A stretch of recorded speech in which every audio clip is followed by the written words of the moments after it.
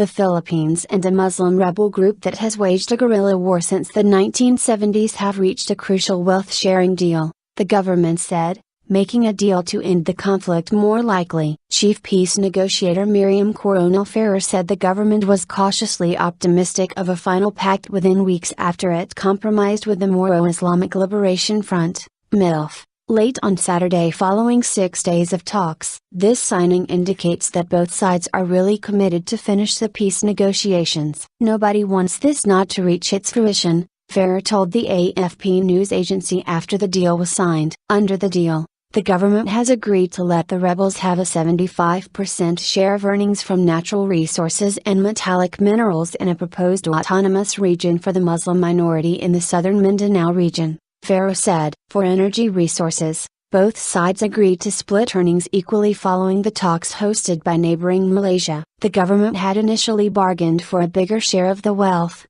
arguing that it wanted a deal that could withstand a legal challenge in the Supreme Court. Disarmament talks. Ferrer said a final peace deal with the 12,000-strong MILF could be signed after the Muslim fasting month of Ramadan, which stops at the beginning of August. The decades-long conflict has claimed an estimated 150,000 lives. President Benigno Aquino's government and the MILF signed a preliminary deal in October outlining the broad terms for a peace treaty that is expected to be signed before he ends his 6-year term in 2016. Ferrer, however, noted on Sunday that both sides still had to agree on a formula over how to disarm the rebels as well as the extent of the powers of the autonomous region. MILF Vice Chairman for Political Affairs Ghazli Jafar said the group expected a more contentious round of negotiations ahead. The MILF fighters will not disarm unless clear conditions and terms for their safety are met, Jafar told AFP. There must also be an assurance the fighters will be free from harassment from troops once they are disarmed,